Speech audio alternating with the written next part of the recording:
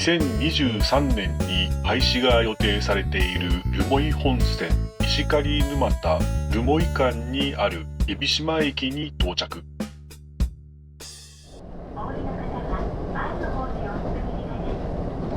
明治43年に開通した留萌本線自体が大きく動いたのは昭和5年、留萌鉄道の開通と同時に雨竜丹田からの出丹も開始。そして大正末期に整備されていた留萌港もさらに拡充するための工事を開始している。炭鉱、鉄道、港湾とまさに三位一体の開発。昭和20年代には留萌鉄道沿線に約9000人近くもの人々が暮らし、昭和42年には雨竜丹田三炭鉱で年間48万トンもの石炭を産出している。昭和炭鉱は明治工業が作った合理的な町を特徴とする炭鉱で、現在は森に帰っている。最盛期には3800人ほどが暮らしたとのこと。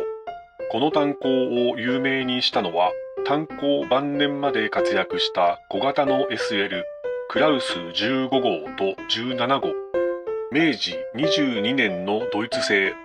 15号は留萌鉄道沿線に保存され、石狩沼田駅の名所案内でも紹介されている。もう一つの名物は、トンネル内で行商の人々が物品を売る随道マーケットの存在。生活必需品は配給があったそうだが、給料が高く消費が旺盛だったのだろう。留萌鉄道の廃線跡を海老島方面にたどると、やがて立別駅跡に到着。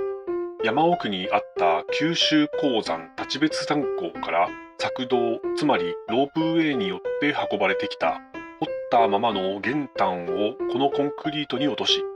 製品になる石炭を取り出す先端場へ送られた。雨竜炭鉱は昭和20年代後半に5000もの人口があり、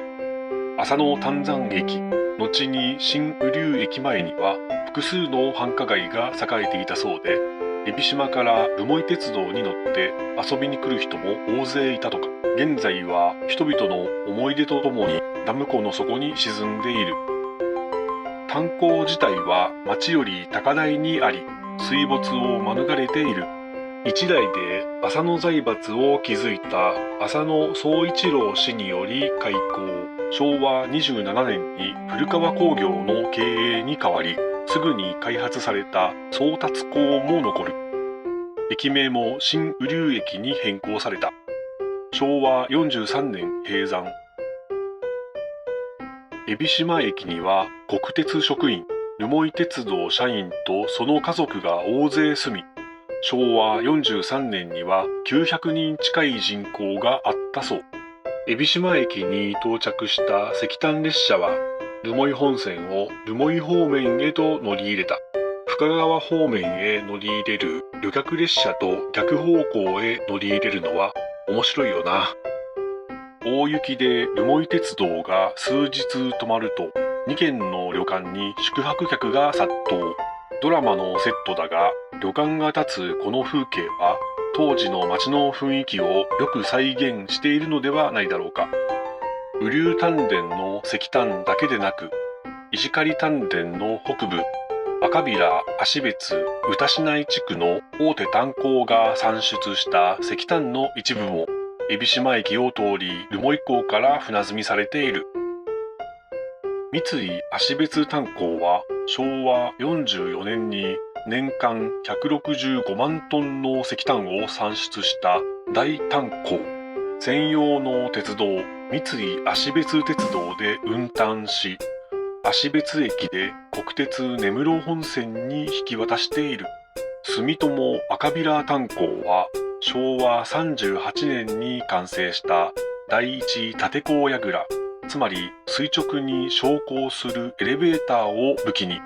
昭和44年に年間186万トンもの石炭を産出。そのうち約 45% を留萌港から船積みしている。住友歌市内港は年間48万トン。現在は温泉が湧き出し、チロルの湯として親しまれている。これらから推測すると、雨竜三炭鉱が閉山する直前の昭和42から3年頃、留萌本線の石炭輸送量は年間約158万トン。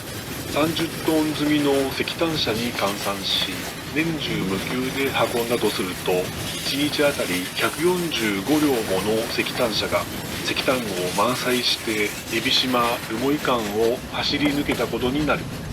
さらにニシンや木材などの貨物列車やさまざまな行き先の急行普通列車が走るわけだから、複雑回帰。やはり本線と名の付く路線はすごい。かつての街の幻想に想像を膨らませ、海老島駅を後にする。